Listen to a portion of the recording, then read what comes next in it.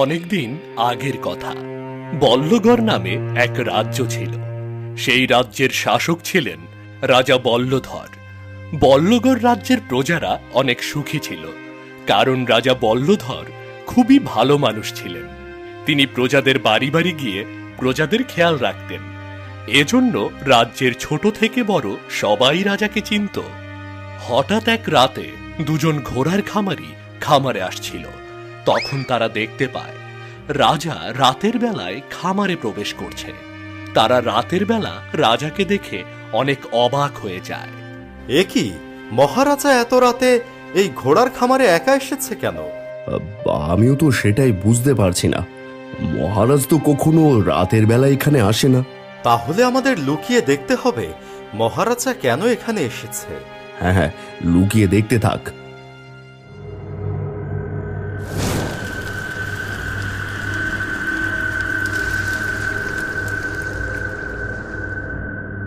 এ কি, আমাদের মহারাজ তাহলে কি মানুষ না? মানুষ হলে কি করে আস্ত ঘোড়া নিমিষের মধ্যেই খেয়ে ফেলবে? ওরে, আমিও তো কিছুই বুঝতে পারছি না। মহারাজ তো আমাদের অনেক ভালোবাসে, কিন্তু সে কি করে ঘোড়াটাকে এমন করে খেলো?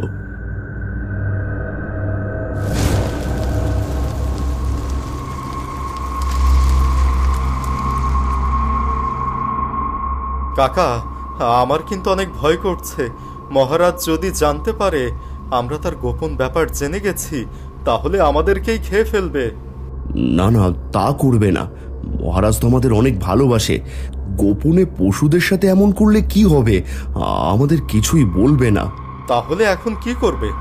তুমি কি মহারাজের সামনে যাবে? না না, আগে দেখতে হবে মহারাজ আর কি কি করে। কাকা, আমার কিন্তু অনেক ভয় করছে। অত চিন্তা করছিস কেন? আমি তো তোর সাথেই আছি। ওই তো মহারাজ এখান থেকে চলে যাচ্ছে। চল দেখি মহারাজ আর কি কি করে।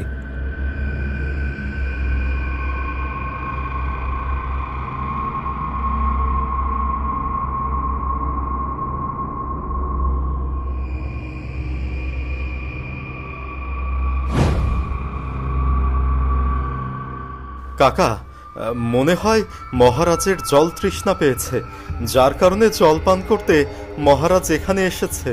কি যে বলিস? মহারাজ এই নোংরা জল পান করবে কেন?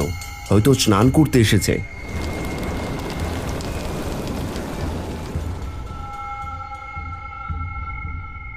দেখলে কাকা, আমার কথাই সত্য হলো।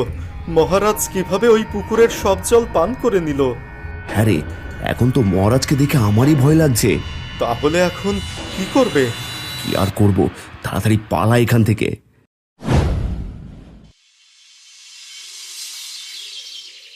এরপর থেকে রাজ্যে নেমে আসে ভয়াবহ বিপর্যয়। প্রতি সকাল হলেই প্রজারা দেখতে পায় তাদের পশুগুলো নেই, শুধু হাড়গুলো পড়ে আছে। পুকুরে কোনো জল নেই, পুকুর শুকিয়ে আছে। গ্রামের লোকেরা কিছুই বুঝতে পারে না, কিন্তু গ্রামের এমন অবস্থা দেখে নগেন আর চাঁদু সেদিন রাতের সব ঘটনা গ্রামের সবার কাছে খুলে বলে। এসব কি বলছিস নগেন? মহারাজ নিজে আমাদের এই সর্বনাশ করেছে। হ্যাঁ কাকা, আমি আর চাঁদু নিজের চোখে দেখেছি। মহারাজ আস্ত পশু নিমেষের মধ্যেই খেয়ে কঙ্কাল বানিয়ে দেয়, আবার একটা পুকুরের জল এক নিমেষেই খেয়ে ফেলে। তোরা আগে থেকে জানার পরও কেন এত বড় ঘটনা লুকিয়ে রেখেছিস? সত্যি কথা বলতে, আমরা এমন ঘটনা দেখে অনেকেই ভয় পেয়ে গিয়েছিলাম।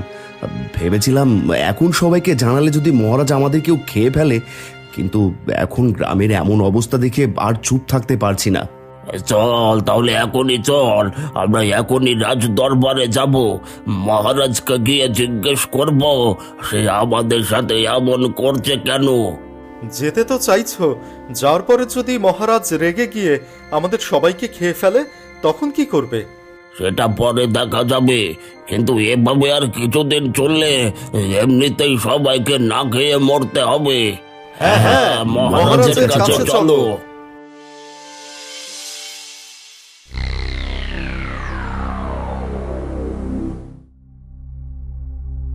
প্রজারা বলো, তোমরা কেন এই রাজদরবারে এসেছো?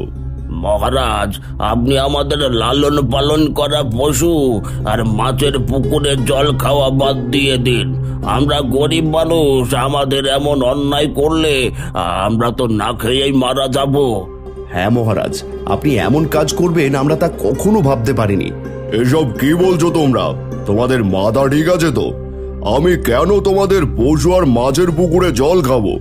মহারাজ, আমরা দুজন নিজের চোখে দেখেছি আপনি এক নিমিষে পশুর রক্ত মাংস খেয়ে পশুকে কঙ্কাল বানিয়ে ফেলেন, আবার পুকুরে জল এক নিমিষেই খেয়ে পুকুর শুকিয়ে ফেলেন। মন্ত্রী, এরা এসব কি বলছে? আমি তো কিছুই বুঝতে পারছি না। যে প্রজাদের আমি এত ভালোবাসি সেই প্রজারা এসে আমাকে এমন কথা বলছে কেন? মহারাজ, আমিও কিছু বুঝতে পারছি না, তবে প্রজারা এমনি এমনি এখানে আসেনি, নিশ্চয়ই এর মধ্যে কোনো না কোনো রহস্য আছে। এসব কি বলছো মন্ত্রী? এর মধ্যে আবার কি রহস্য থাকতে পারে? আমার মনে হয় একবার জ্যোতিষীকে ডেকে এই বিষয়টা জানানো দরকার, তো হয়তো সেই এই বিষয়টা খোলসা করতে পারবে। বেশ, তাহলে দ্রুত জ্যোতিষীকে রাজদরবারে হাজির করা হোক। জি মহারাজ। প্রহরী, দ্রুত জ্যোতিষীকে রাজদরবারে হাজির করো।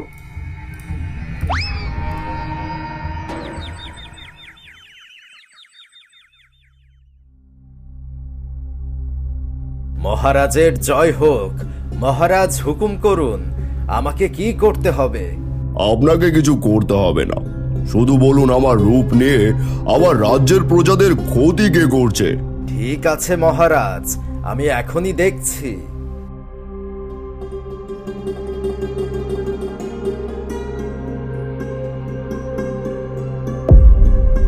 বলুন জ্যোতিষী, কি দেখতে পেলেন?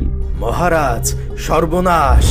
জাদুকর কালকৌঠা আপনার রাজ্যের ওপর দৃষ্টি দিয়েছে, আর সেই আপনার রূপ নিয়ে রাজ্যে এমন ধ্বংসযজ্ঞ চালাচ্ছে যেভাবে লীলাবতী রাজ্যে এক শ্মশানে পরিণত করেছে।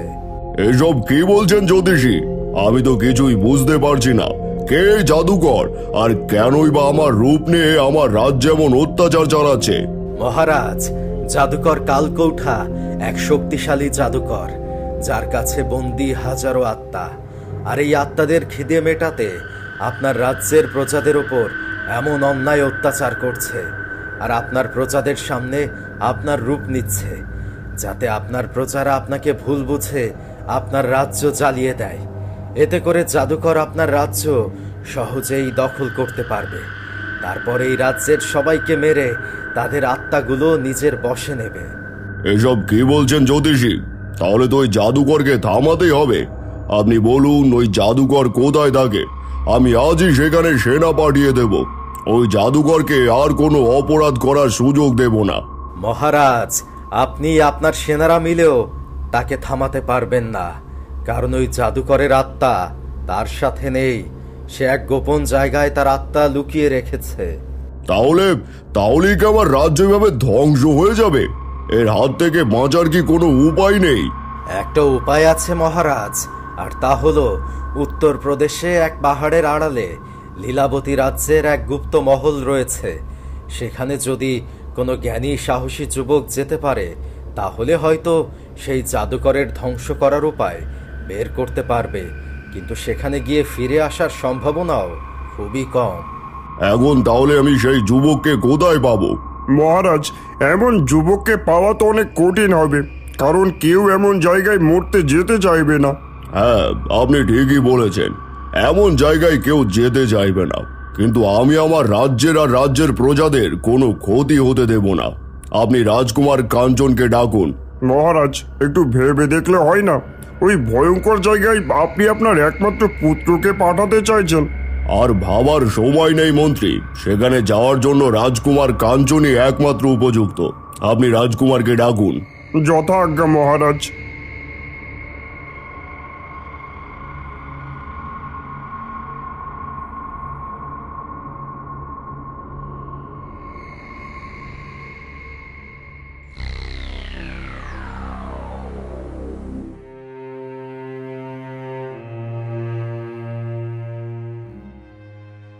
আদেশ করুন পিতাজি, আমাকে কেন ডেকেছেন?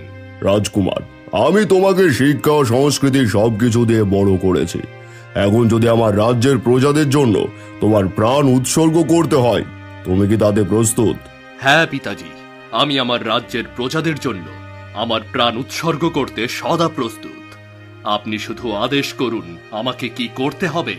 বেশ, তোমাকে উত্তরপ্রদেশের পাহাড়ের আড়াল থেকে গুপ্ত মহল খুঁজে বের করতে হবে, আর সেখান থেকে জাদুকর কালকৌটার মৃত্যুর উপায় বের করে জাদুকর কালকৌটাকে মেরে ফেলতে হবে। তা না হলে এই রাজ্যের প্রজারা কেউই বাঁচবে না। ঠিক আছে পিতাজি, আমি আজই উত্তরপ্রদেশের উদ্দেশ্যে রওনা হব, আর যে করেই হোক আপনার আদেশ আমি পালন করব। হ্যাঁ, যাও, আর মনে রেখো ওই জাদুকর কিন্তু অনেক শক্তিশালী, তুমি সরাসরি ওকে হারাতে পারবে না। প্রথমে ওর প্রাণ কোথায় আছে সেটা তোমাকে জানতে হবে, তারপর ওর প্রাণ নাশ করতে হবে। ঠিক আছে পিতাজি, আমি চললাম এবার।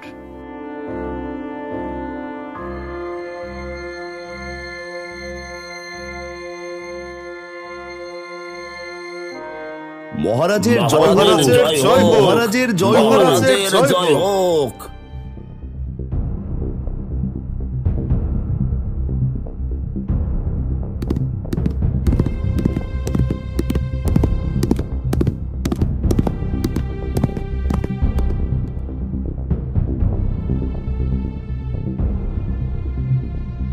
এই যা, আবারও নদী। আর কতগুলো নদী পার করতে হবে? এই যে বাবা, তুমি কোথায় যাবে? আমি উত্তরপ্রদেশের লীলাবতী রাজ্যের পাহাড়ের আড়ালে গুপ্ত মহলে যাওয়ার জন্য বেরিয়েছি। কি, তুমি ওই ভয়ঙ্কর পাহাড়ের কাছে যেতে চাও? হ্যাঁ বুড়িমা, আমার রাজ্যের প্রজাদের বাঁচাতে হলে আমাকে ওখানে যেতেই হবে। ঠিক আছে, কিন্তু ওখানে যেতে হলে তো তোমাকে এই নদী পার হতে হবে।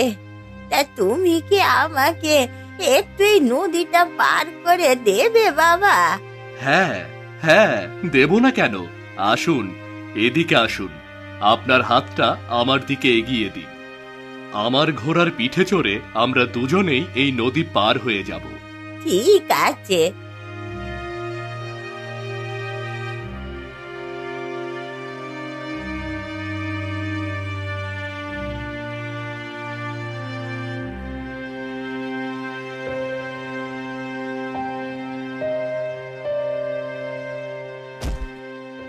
বাবা, তোমাকে অনেক অনেক ধন্যবাদ, কিন্তু তুমি যেখানে যেতে চাইছো সেখানে যাওয়া সহজ, কিন্তু ফিরে আসা অনেক কঠিন বাবা।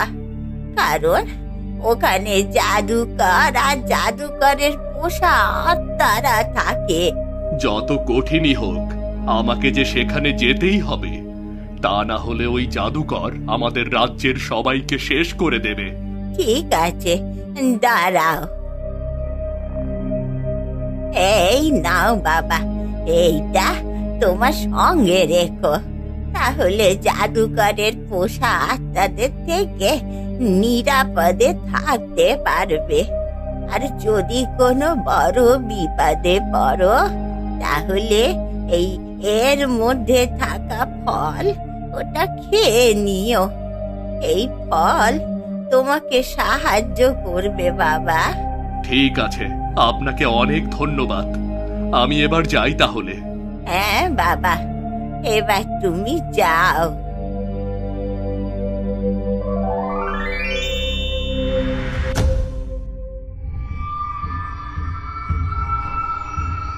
আমাকে ছেড়ে দিন, ছেড়ে দিন আমাকে। ছেড়ে দেব? রাজকুমারী, তোমাকে আমি ছেড়ে দেওয়ার জন্য বাঁচিয়ে রাখিনি। তোমাকে আমি আমার রানী করব। আর কয়েকটা দিন ধৈর্য ধরো। বল্লগড় রাজ্য দখল করে আমি তোমাকে নিয়ে সেখানে থাকবো, আর সেখানকার প্রজাদের আত্মা বানিয়ে তোমার সেবক করে দেব। তুমি আত্মাদের রানী হয়ে থাকবে।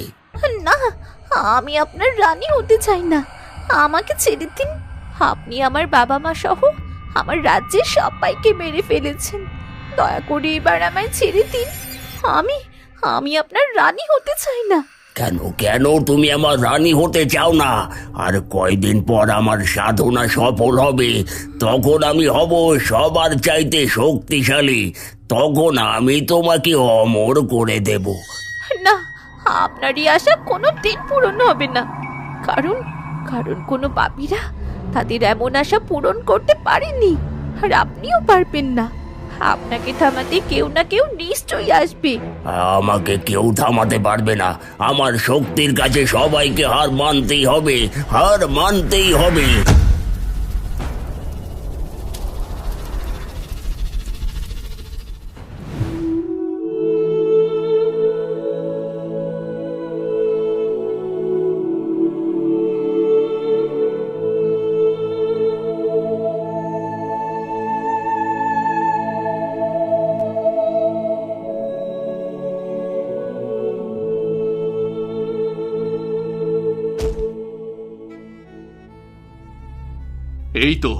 এই তো আমি পেয়ে গেছি সেই মহল, পেয়ে গেছি।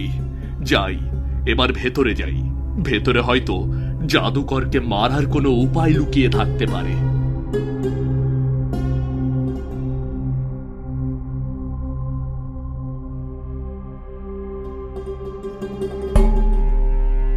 আহ, এখানে কাচের দেয়াল আসলো কোথা থেকে?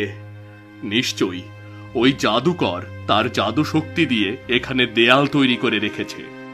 কিন্তু আমি এখন ভেতরে প্রবেশ করব কি করে?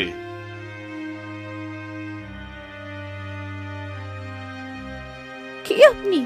আর এখানে এখানে কেন এসেছেন? আমি বল্লগড় রাজ্যের রাজকুমার কাঞ্চন। কিন্তু তুমি কে? আমি এই রাজ্যের রাজকুমারী। জাদুকর আমাদের রাজ্যের সবাইকে মেরে আমাকে মহলে আটকে রেখেছে। তাছাড়া এবার জাদুকর আপনাদের রাজ্য দখল করতে চাইছে। আপনাদের রাজ্যের সবাইকে বাঁচাতে হলে দ্রুত গিয়ে সবাইকে রাজ্য ছেড়ে যেতে বলুন, নয়তো ওই জাদুকর প্রথমে রাজ্যের পশুদের খাবে, আর তারপর রাজ্যের মানুষদের মেরে তাদের আত্মাকে বশ করবে। না, এই জাদুকরের ভয়ে আমরা আমাদের রাজ্য ছেড়ে পালাতে চাই না। তুমি কি আমাকে এই জাদুকরের আত্মার সন্ধান দিতে পারবে, যেখানে জাদুকর তার নিজের আত্মা লুকিয়ে রেখেছে? হ্যাঁ পারবো, কিন্তু সেখানে আপনি আমি কখনোই পৌঁছতে পারবো না। কারণ জাদুকর সেখানে তার জাদুর দ্বারা অদৃশ্য দেয়াল তৈরি করে রেখেছে। আপনি বাঁচতে চাইলে এখান থেকে এক্ষুনি চলে যান, নয়তো ওই জাদুকর চলে আসবে। আর সে চলে এলে আপনি আর কখনো ফিরে যেতে পারবেন না। আসলে আসবে, আমি ভয় পাই না। তুমি শুধু বলো কি করে আমি ওই জাদুকরকে শেষ করে দিতে পারবো। কোথায় সেই জাদুকরের আত্মা লুকিয়ে রেখেছে? বলো রাজকুমারী, বলো। জাদুকর তার আত্মা মহলের পেছনে ঝর্ণার পুকুরের জলের নিচে একটা ফুল বানিয়ে রেখেছে। আপনি যদি ওই ফুল খুঁজে এনে সেটাকে ছিঁড়ে ফেলতে পারেন, তাহলে ওই জাদুকর তৎক্ষণাৎ মারা যাবে। কিন্তু আপনি সেখানে কখনোই পৌঁছতে পারবেন না। ওই তো ওই জাদুকর আসছে। আপনি পালান, তাড়াতাড়ি পালান এখান থেকে। না, আমি পালাবো না। আমি ওই জাদুকরকে মেরে তোমাকে মুক্ত করে তবেই এখান থেকে যাব।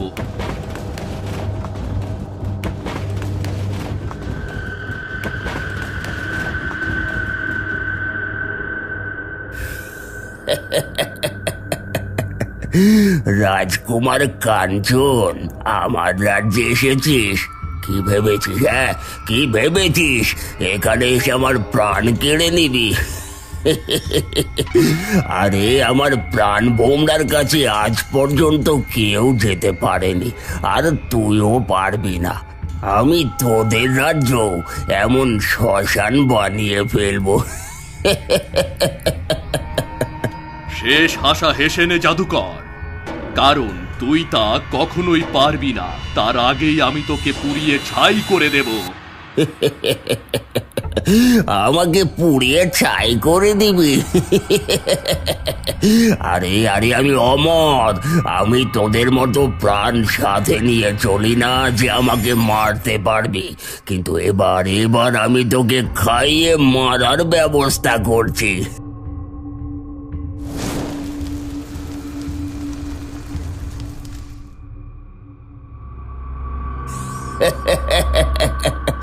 এবার পারলে আমাকে কিছু করে দেখা। জানি জানি কিছুই করতে পারবি না, কিন্তু আজ থেকে আমি তোদের রাজ্যের মানুষদের ধরে ধরে আমার পোষা আত্মাদের খাওয়াবো। এখন এখন আমি কি করি? ও, মনে পড়েছে, বুড়িমা তো আমাকে কিছু ফল দিয়েছে আর বিপদের সময় তা খেতে বলেছে।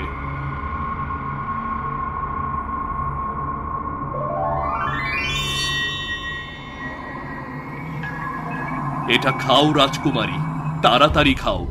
না না রাজকুমারী, খাবে না, খাবে না, তুমি খাবে না। এই জাদুর ফল রাজকুমার কোথায় পেল? এই জাদুর ফল তো একমাত্র শক্তিশালী পরীর কাছে পাওয়া যায়, কিন্তু ওই পরীকে রাজকুমার কোথায় পেল? না না না না, যে করে হোক রাজকুমারকে থামাতেই হবে। রাজকুমারী, এখানেই কি জাদুকরের প্রাণ লুকানো আছে?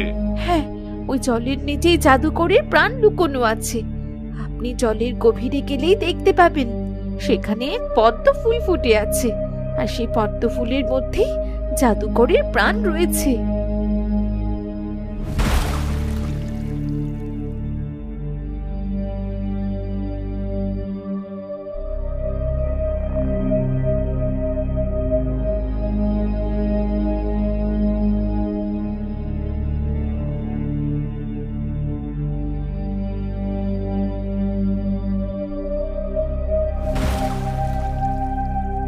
রাজকুমার, রাজকুমার, তাড়াতাড়ি ফুল আমাকে দিয়ে দে, নয়তো নয়তো আমি রাজকুমারীকে মেরে ফেলবো। তুই তা কখনো পারবি না দুষ্টু জাদুকর, কারণ রাজকুমারী জাদুর ফল খেয়েছে। তুই এখন রাজকুমারীকে স্পর্শও করতে পারবি না।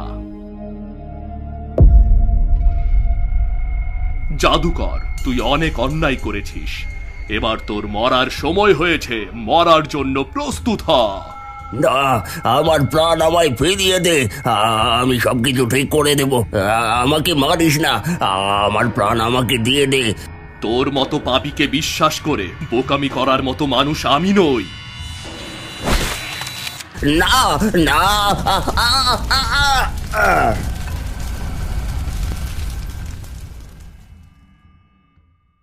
অবশেষে রাজকুমার জাদুকরকে পুড়িয়ে ছাই করে দেয়। এরপর রাজকুমার রাজকুমারীকে নিয়ে তাদের রাজ্যে ফিরে আসে। রাজকুমারকে দেখে রাজা রানী খুশি হয়। এরপর বল্লগড় রাজ্য আবার সুখে শান্তিতে ভরে ওঠে। এরপর রাজকুমার রাজকুমারীকে বিয়ে করে সুখে শান্তিতে বসবাস করতে শুরু করে।